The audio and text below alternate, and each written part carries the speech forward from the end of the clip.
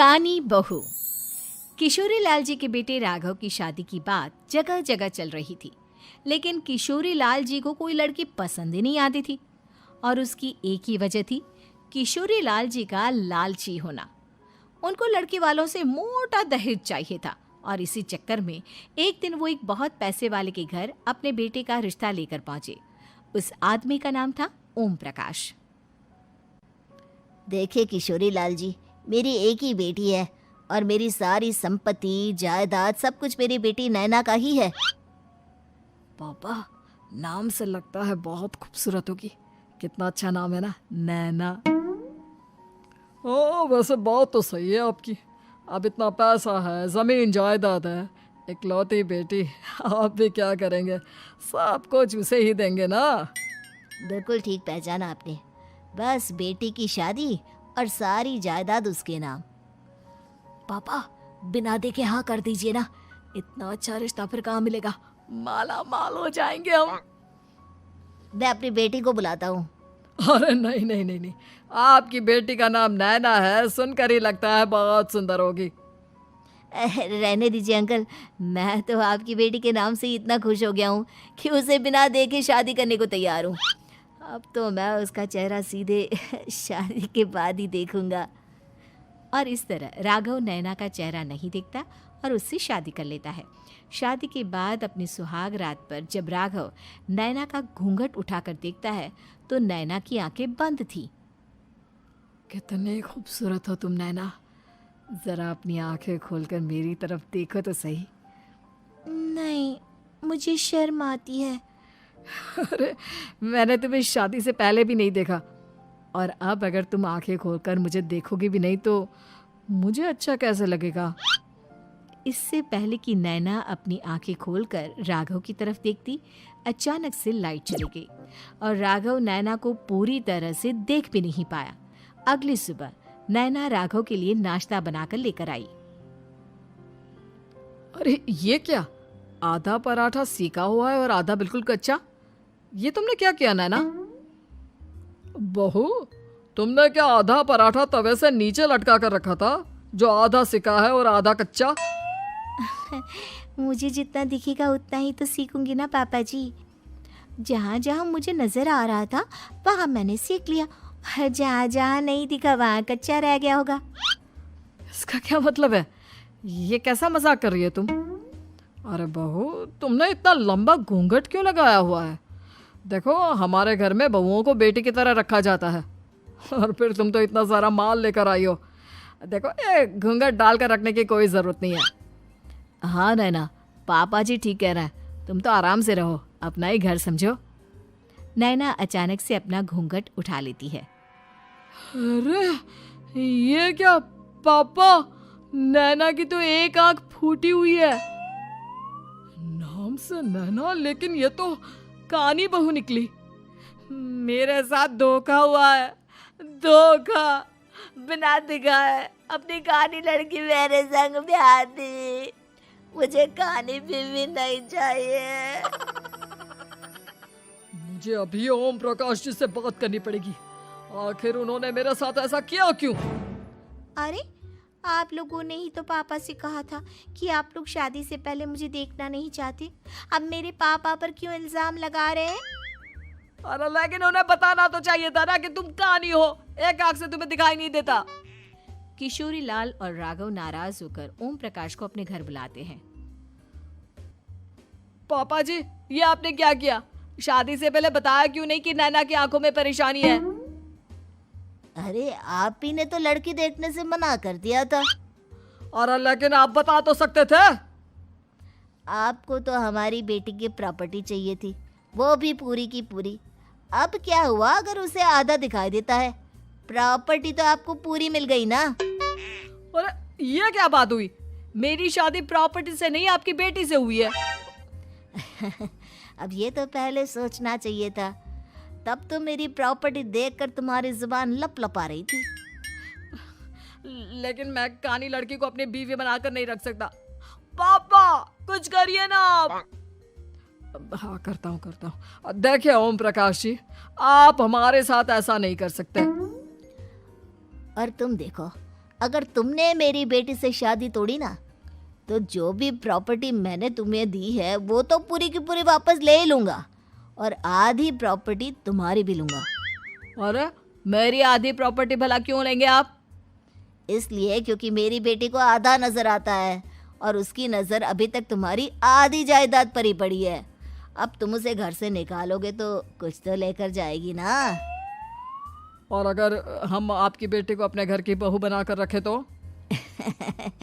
तो तुम्हारी पूरी प्रॉपर्टी तुम्हारी ही रहेगी, और जो मैंने तुम्हें दिया है ना, उसमें से बस मैं आधा लेकर जाऊंगा। अरे लेकिन अब आप अपनी दी हुई प्रॉपर्टी में से आधी वापस क्यों लेकर जाएंगे? अगर मैं आपकी बेटी को अपनी पत्नी बनाकर रखने को तैयार हूं तो? इसलिए ताकि भविष्य में अगर तुम मेरी बेटी को धोखा दो तो उसके पास कुछ तो रहे जो पति का हो।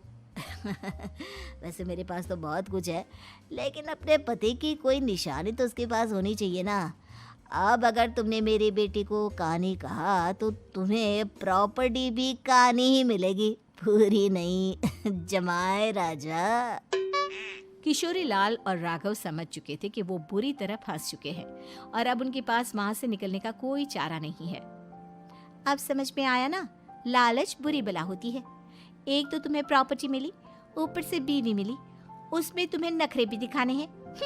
आए बड़े, चुपचाप बैठो दोनों। कुछ दिनों के बाद नैना राघव की कार लेकर बाजार घूमने निकलती है और जब कार लेकर वापस आती है, ये क्या? एक तरफ से मेरी गाड़ी पूरी खराब हो चुकी है। लगता है तुमने मेरी गाड़ी को किसी दूसरी गाड़ी के साथ एक्सीडेंट किया है। अरे अरे कितना बड़ा नुकसान कर दिया तुमने बहू। वो क्या है ना पापा जी, मुझे एक आंख से दिखाई नहीं दे रहा था, सामने से गाड़ी आ रही थी। मुझे तो सिर्फ आधा ही दिखाई दिया और वो गाड़ी मेरी कार से रगड़ते हुए निकल गई। अब मैं क्या करूं बताओ? आप इसे ठीक कराने के पैसे कौन देगा? तुम्हारे पापा? तुमने मुझसे इस तरह से बात की? अभी रुको। नैना राघव की शिकायत ओम प्रकाश को कर देती है। देखो राघव, अब जो मेरी आधी प्रॉपर्टी तुम्हारे पास थी ना, उसमें से आधी और मैं लेकर जाऊंगा, क्योंकि तुमने मेरी बेटी को डांटा। अरे नहीं नहीं पापा जी, गलती हो गई, माफ कर दो। गलती की तो कोई गुंजाइश ही नहीं। अगली बार मेरी बेटी को डांटा तो बची हुई आधी में से आधी और ले जाऊंगा। लालच के चक्कर में हम दोनों ने बहुत बड़ी गलती कर दी बेटा। एक तो तुम्हें कानी बहू मिली और ऊपर से जो माल मिला वो भी काना।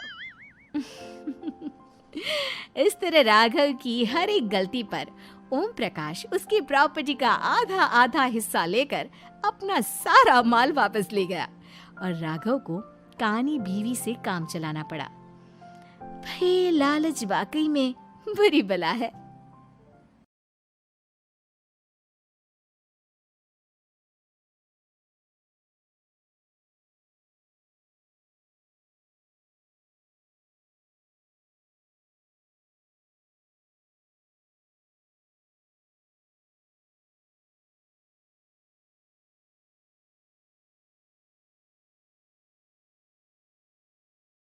रेहाना और रवि की शादी के बाद रवि के पास कुछ नहीं था। रेहाना, तुमने मुझसे शादी करके एहसान किया है।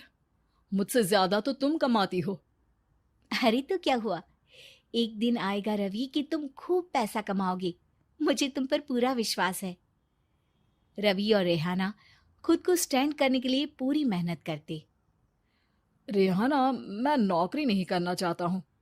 तो कोई बात नहीं, मैं नौकरी करके घर चलाती हूँ, तुम बिजनेस सेट करने की कोशिश करो। एक दिन।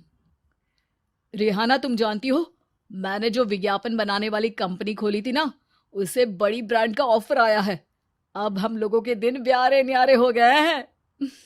मैं जानती थी रवि कि एक दिन तुम सेटल हो जाओगे। रवि का काम अच्छा चल जाता है। एक दिन वो रेहाना से कहता है, रेहाना, अब हम लोगों का बच्चा भी हो गया है। बहुत छोटा है वो, उसका ख्याल कैसे रखेंगे हम? कैसे क्या, मैं गांव से माँ को लेकर आ जाती हूँ। नौकरी से हाफ डे ले लिया करूंगी। अभी तो वो छोटा है, स्कूल जाने तक मैं मैनेज कर लूंगी। देखो रेहाना, मैं अब अच्छा कमा रहा हूँ। तुमको नौकरी करके परेशान होने की कोई जरूरत नहीं है। अरे कैसी बात कर रहे हैं, मैं अपनी लगी लगाई नौकरी कैसे छोड़ दूं? और मैंने तो सुना है हम लोगों को कुछ ही महीनों में सरकारी नौकरी मिल जाएगी। सरकारी नौकरी में कितना कमा लोगी? उतने में तो मैं ड्राइवर रख लूंगा। रेहाना को रवि की बात का थोड़ा बुरा तो लगता है। कम से कम मेरी नौकरी की इतनी बेइज्जती मत करो। भूल गए, इसी नौकरी के बदौलत तुमने अपना बिजनेस खड़ा किया है। अरे वो तो मैं किसी के भरोसे भी कर लेता। देखो, अपने बच्चे को संभालो, घर का काम करो। अब बाहर जाती तुम अच्छी नहीं लगती हो।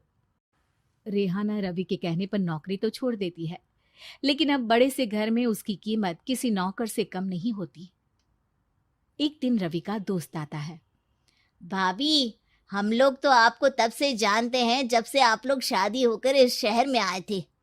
आपकी बदौलत ही सारा बिजनेस खड़ा हुआ है। ये किस्मत तो आप ही की है भाभी। हाँ हाँ भाई, हमारी मेहनत तो कुछ है ही नहीं। अरे होगी, लेकिन भाभी की किस्मत के आगे कुछ नहीं।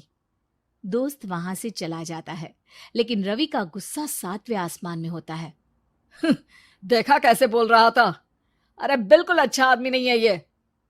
कैसी बात कर रहे हैं आप? प्रशांत भैया तो बहुत अच्छे इंसान है रवि। कैसे उन्होंने हमारे मुश्किल वक्त में हमारा साथ दिया था। अरे था पैसा तो साथ दिया, नहीं तो कौन पूछता है? रवि का व्यवहार पैसा आते ही अलग हो गया। वो बंदे को बंदा नहीं समझता। घमंड से घिरे रवि ने तो एक दिन हद ही कर दी। रेहाना, मैं अब तुम्हारे साथ नहीं रह सकता हूं। क्या क्या बकवास कर रहे हो रवि? क्या कहना चाहते हो? और क्यों नहीं रह सकते तुम मेरे साथ? देखो, मुझे कोई और पसंद है और उसने साथ रहने पर बस यही शर्त रखी है कि मुझे तुम्हें तलाक देना होगा। रेहाना, जो कि एक स्वावलंबी महिला थी, उसने बिना देर किए रवि को कह दिया, कोई इश्यू नहीं, मुझे पैकिंग में 4 दिन का वक्त लगेगा, लेकिन तब तक मैं तुम्हारे साथ नहीं रहूंगी। 4 दिन के लिए तुम कहीं और शिफ्ट हो जाओ, मैं घर से निकलूंगी तो बता दूंगी। रवि घर छोड़कर चला जाता है।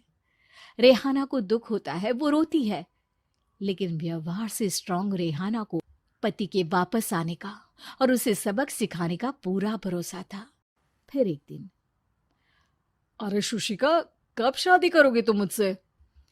यार, मैंने तो सोचा था तुम शादी से पहले मुझे विदेश लेकर जाओगे, महंगी कार दिलाओगे।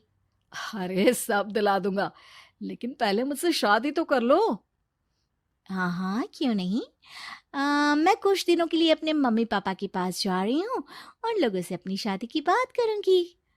अरे शुशिका, कैसे रहूंगा मैं तुम्हारे बिना? अब तो शादी ही होने वाली है हम लोगों की। शुशिका रवि को छोड़कर चली जाती है। रवि घर आता है, जहां रेहाना को ना पाकर उसे सब अजीब लगता है। घर तो रेहाना के बिना कुछ नहीं है। बच्चे की याद भी आ रही है। चलो एक वीडियो कॉल कर लेता हूँ। रवि रेहाना को वीडियो कॉल करता है, लेकिन रेहाना फोन नहीं उठाती। रात को सोते वक्त मन कर रहा है मुन्ने को गले लगा लूं। चलो कोई ना, शुशिका से शादी के बाद मेरे और भी बच्चे होंगे। अगले दिन रवि ऑफिस जाता है, जहां टीना खड़ी होती है। सर, आपने अपने नए ऐड के लिए मॉडल की रिक्वायरमेंट डाली थी ना, मैं उसी के लिए आई हूँ। रवि टीना को देखकर खुश हो जाता है। अब शादी हो गई है तुम्हारी? नहीं सर, बस अच्छा सा हैंडसम और अमीर लड़का देख रहे हैं मेरे मम्मी पापा। रवि के दिमाग से तो टीना को देखकर शुशिका का ख्याल भी खत्म हो जाता है। अरे यार, ये लड़की मिल जाए, कितनी सुंदर है। शुशिका तो इसके आगे कुछ नहीं है। क्या तुम्हें ऐसा नहीं लगता कि मुझसे मिलकर तुम्हारी ये खोज खत्म हो गई है? आप तो 2 बच्चों की पापा लग रहे हैं। अरे नहीं नहीं, मेरी शादी तो हुई थी, लेकिन बीवी को किसी और से प्यार था, मुझे छोड़कर चली गई। खैर, टीना की दोस्ती रवि से हो जाती है, लेकिन 1 महीने बाद शुशिका रवि के पास वापस आती है। मेरे मम्मी पापा तुमसे मिलना चाहते हैं, लेकिन उन लोगों को ये मत बताना कि तुम पहले से शादीशुदा हो, और हाँ, शादी से पहले अपनी सारी प्रॉपर्टी तुमको मेरे नाम करनी होगी। अरे पागल, अब मैं तुमसे शादी ही नहीं करना चाहता। भला ऐसी लालची औरत से कौन शादी करेगा? तभी वहां टीना आ जाती है। रवि, ये पागल सी औरत कौन है? देखो, तुमने ही कह दिया ना पागल, तो पागल ही है। पता नहीं कौन है, कह रही है शादी कर लो, लेकिन शादी से पहले अपनी सारी प्रॉपर्टी मेरे नाम कर दो। बोल तो सही रही है। वैसे तुम जानती हो, मेरी एक सहेली है, उसके पति ने उसे पैसा आते ही छोड़ दिया, जबकि उसको खड़ा करने वाली ही मेरी सहेली थी। और मुझे भी भरोसा नहीं है। अगर मैं भी तुमसे शादी करूंगी तो तभी जब तुम मेरे नाम अपनी सारी प्रॉपर्टी कर दोगे। अरे हाँ हाँ, क्यों नहीं, बिल्कुल कर दूंगा। रवि और टीना की शादी की तारीख तय हो जाती है। वो अपनी सारी प्रॉपर्टी के कागज लेकर शादी वाली जगह पर पहुंचता है, लेकिन वहां टीना आती नहीं। रवि टीना को मैसेज करता है, कहाँ हो? सॉरी, मैं तुमसे शादी नहीं कर सकती, मुझे तुमसे भी ज्यादा पैसे वाला मिल गया। रवि को गुस्सा आ जाता है। वो गुस्से से सारा डेकोरेशन तोड़ रहा होता है कि वहां रेहाना आ जाती है। सर, क्या हो गया? क्या डेकोरेशन पसंद नहीं आई आपको? तुम यहाँ क्या कर रही हो? मैं यहाँ की डेकोरेटर हूँ। क्या आपको पसंद नहीं आई यहाँ की सजावट? रवि दौड़कर रेहाना के गले लग जाता है। मुझे माफ कर दो रेहाना। रवि रेहाना के गले लग जाता है और रेहाना टीना को थैंक्स का मैसेज करती है।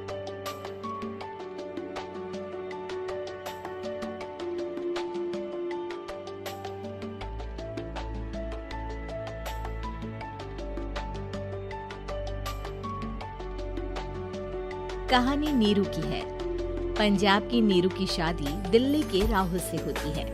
दिल्ली कितना बड़ा शहर है ना, लेकिन आप लोगों का घर तो बहुत छोटा है। हमारे पंजाब में तो ये बड़े बड़े घर होते हैं कि मजा ही आ जाता है। कोई बात नहीं नीरू, मैं भी तुम्हारे लिए बहुत बड़ा मकान बनाऊंगा बहुत जल्दी। नीरू के पिता जहाँ पंजाब के जाने माने व्यापारी थे, वहीं उसका पति राहुल दिल्ली में एक सिंपल नौकरी करता था। माँ, यहाँ तो घी मक्खन इतना महंगा है कि क्या बताऊं। मैं तो तरस ही जाती हूँ घी खाने के लिए। नीरू की माँ को ये सुनकर बहुत दुख होता है। मेरी बेटी को घी नसीब नहीं हो रहा है और ये बहू यहाँ बैठकर घी में शक्कर डाल रही है। देख वनिता, मैं साफ कह रही हूँ, इस घर में जितना घी आएगा उतना ही मेरी बेटी के घर दिल्ली भी जाएगा।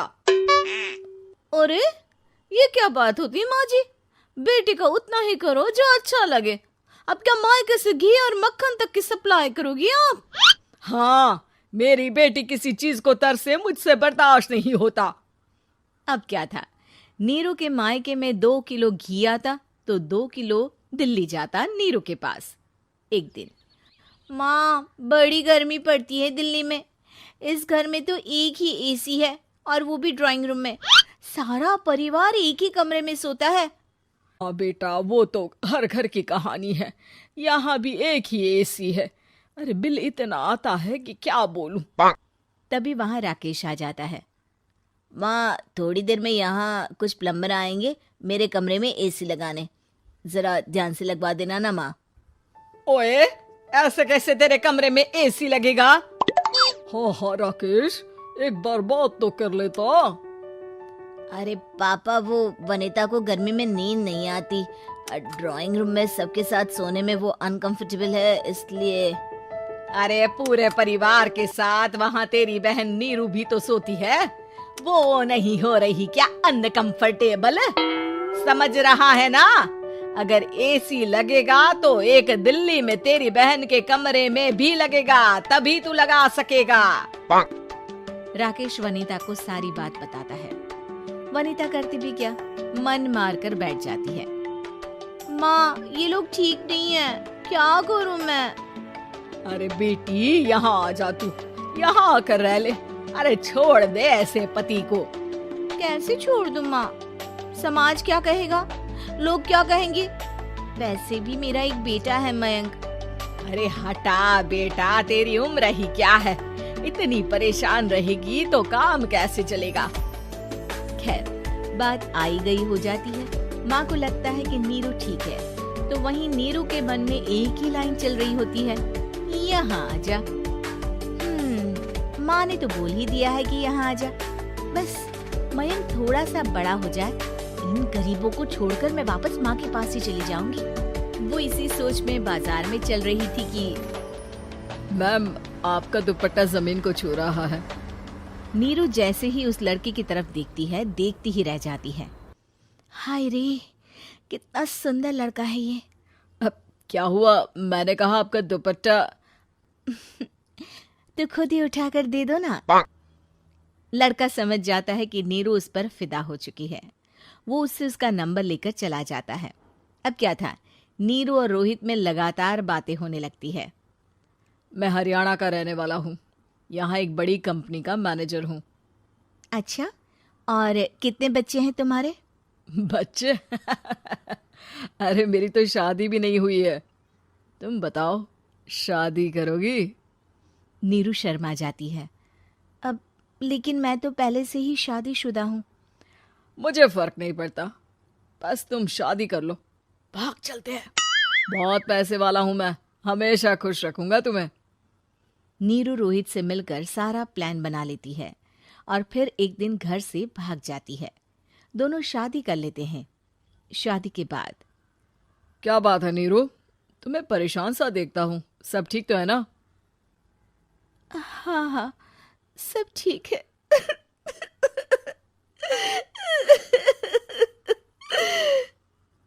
ये कहते कहते ही वो रोने लगती है। अरे क्या हो गया, रो क्यों रही हो? मैंने तुमसे एक बात छुपाई है और वही बात अब मुझे परेशान कर रही है। रोहित, मेरा एक बेटा भी है, उसका नाम मयंक है। क्या बात कर रही हो? ये तुमने मुझे पहले क्यों नहीं बताया?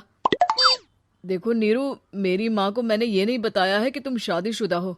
बच्चा मैं मैनेज नहीं कर पाऊंगा। नीरू को समझ में नहीं आता कि वो क्या करे।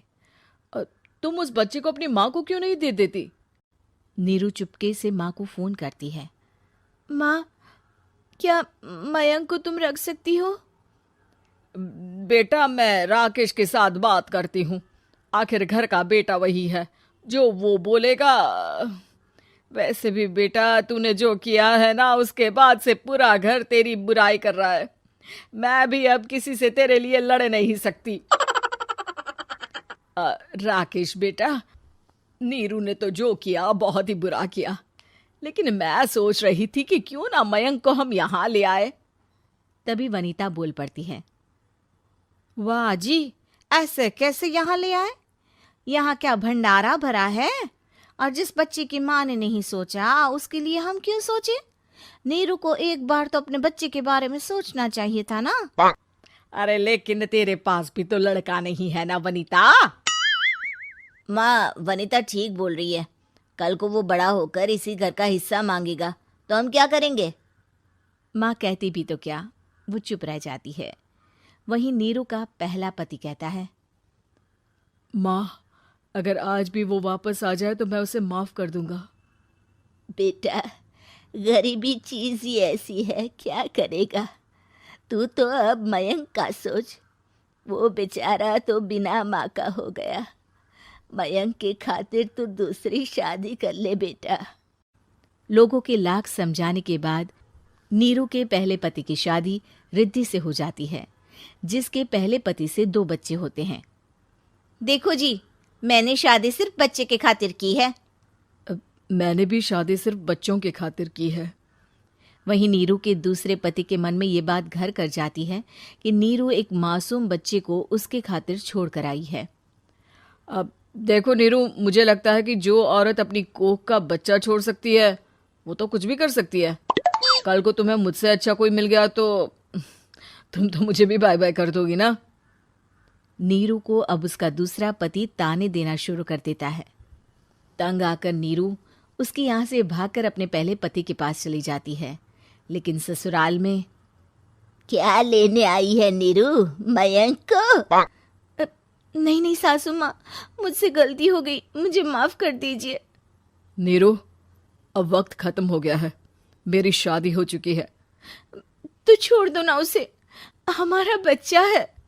मैं आपको अपनी माँ नहीं मानता, मेरी नहीं मान तो बात अच्छी है।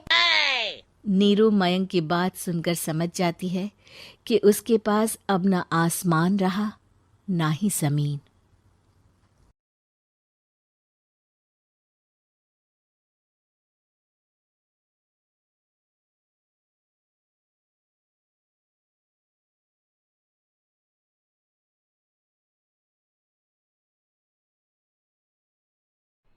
खट्टा खाने वाली चुड़ैल। रात को अचानक राधिका मौसी को किचन से कुछ गिरने की आवाज आई। उन्होंने बाहर निकल के देखा तो किचन में उन्हें कुछ सफेद साड़ी में दिखा। वो चीख पड़ी, हे भगवान, आलतू जलाल तू आई बला को टाल तू, आलतू जलाल तू आई बला को टाल तू। राधिका मौसी को चीखते सुनकर श्रवण बाहर आता है भागते हुए। अरे माँ, क्या हुआ? क्या देख लिया? दादी माँ आ गई क्या सपने में? अरे बेटा, रसोड़े में देख तो कौन है? श्रवण रसोड़ी में झांक कर देखता है और उसे कोई नहीं दिखता अंदर। अब रसोड़ी में तो कोई नहीं है माँ। कोई सफेद साड़ी में नहीं है क्या? नहीं माँ, कोई भी नहीं है। चिल्लम चिल्ली की आवाज सुनकर काजल भी वहां आ जाती है। अब क्या हो गया माँ जी? अरे बेटा, रसोड़े में एक चुड़ैल थी सफेद साड़ी में। अरे क्या कर रही थी वो अंदर? अरे बताया नहीं, कल आएगी ना तो पूछ लूंगी। चुड़ैल जी, आपका क्या प्लान है? माँ जी, रात बहुत हो गई है, आपने कोई बुरा सपना देखा होगा, चलिए सो जाइए। राधिका मौसी सोने तो चली जाती है, पर उनको रात भर नींद ही नहीं आती। वो कुछ भी उलझुल बातें सोचने लगती है।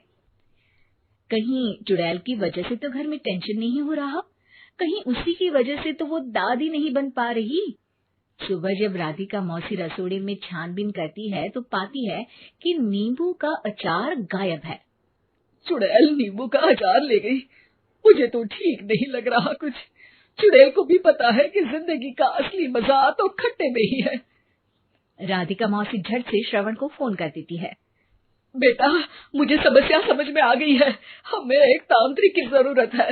अरे क्या बोल रही हो माँ, तांत्रिक की क्या जरूरत है? आप पूजा पाठ तो कर ही रही हो ना। आलतू जलालतू मंत्र सारे फालतू जैसे कुछ मंत्र पढ़ो, चली जाएगी अपने आप चुड़ैल।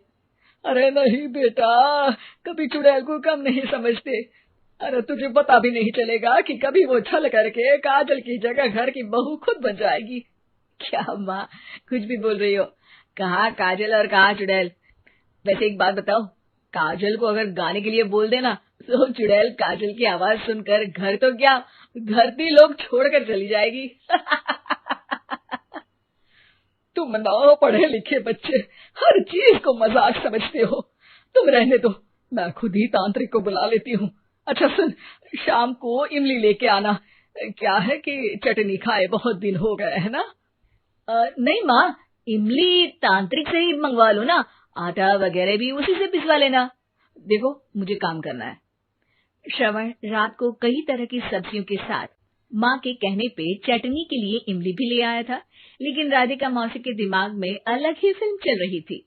उन्हें अब सिर्फ शक ही नहीं यकीन होने लगा था कि शायद चुड़ैल ने श्रवण पर अपना जाल बिछा दिया था, जिस वजह से श्रवण उनकी बात ही नहीं मान रहा था। पर कोई नहीं, आने वाली रात में राधिका मौसी खुद तैयार हो गई चुड़ैल को पकड़ने के लिए। रुद्राक्ष की माला, तुलसी का पत्ता, हनुमान चालीसा सब हाथ के पास ही था, बस चुड़ैल का इंतजार था। और जैसा राधिका मौसी ने सोचा था वैसा ही हुआ। वो चुड़ैल उस रात भी आई, पर वो राधिका मौसी से तेज निकली और राधिका मौसी के उससे पकड़ने के पहले ही वो भाग खड़ी हुई। जरूर बहू पे साया है उस चुड़ैल का, तभी तो श्रवण के कमरे में गई है। और अगली सुबह राधिका मौसी पिछली रात हुए हमले में किन चीजों का नुकसान हुआ उसका हिसाब लगा रही थी। उनके खेमे से एक आम के अचार की शीशी भी गायब हो चुकी थी और वो इमली भी जो कल श्रवण लेकर आया था। राधिका मौसी इस बारे में सोच ही रही थी कि श्रवण जल्दी से रसोड़े में आकर दवाइयों की पोटली ढूंढने लगता है। अरे बेटा, क्या हो गया? अब माँ, वो काजल की तबीयत खराब है, बहुत घबराहट हो रही है उसे। हे भगवान, मैंने पहले ही कहा था कि तांत्रिक को बुला लेते हैं, पर नहीं, अब देखो उस चुड़ैल ने काजल को अपने वश में करना शुरू भी कर दिया है। हालांकि श्रवण भूतों में विश्वास नहीं करता था, पर अब वो भी डर जाता है और राजी हो जाता है एक तांत्रिक को बुलाने के लिए। कुछ ही घंटों में तांत्रिक आ जाते हैं और राधिका मौसी तांत्रिक जी को सब बता देती है।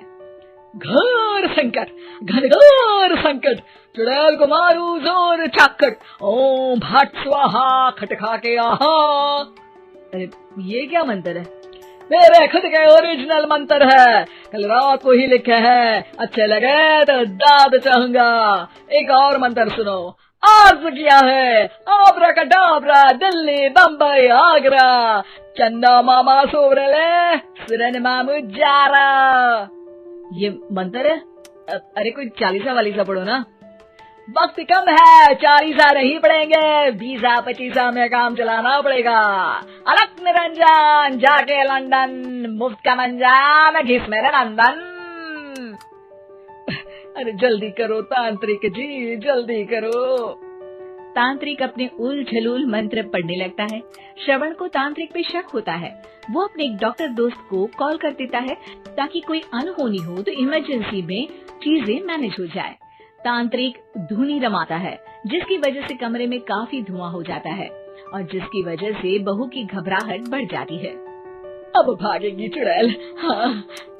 बहू खांसते हुए धुएं से बचने के लिए बाहर चली जाती है। अरे भाग रही है, भाग रही है। पीछे पीछे श्रवण भी जाता है। बहू एक सोफे पर बैठ जाती है। तभी डॉक्टर दोस्त आ जाते हैं और श्रवण को पानी लाने के लिए कहते हैं। थोड़े चेकअप के बाद डॉक्टर कहते हैं, मेरे हिसाब से जाप का काम पूरा हो गया है। क्या मतलब? अरे कुछ भी नहीं माँ, कोई चुड़ैल नहीं है, खुशखबरी है, अब दादी बनने वाली है। मगर वो सब अचार के डब्बे। श्रवण दोनों अचार के डब्बे अपनी माँ को दिखाता है, जो कि उनके बिस्तर के नीचे छुपे हुए थे। आपने सही बोला था माँ, वो चुड़ैल काजल ही थी जो खट्टा खा रही थी। हमें कल ही पता चला, पर हमने आपको ये तांत्रिक वाला काम करने दिया ताकि आपको भरोसा हो जाए कि भूत वगैरह कुछ होता ही नहीं। अच्छा, ये तो बड़ी खुशी की बात है, पर बेटा मुझे एक झाड़ू तो ला दे। क्यों माँ? ये तांत्रिक का भूत उतारती हूँ मैं। अब तांत्रिक राधा मौसी के डर से घर से भाग निकलता है और राधा मौसी उसके पीछे भागती है। अरे संकट ये घनघोर है, तांत्रिक मुआ चोर है।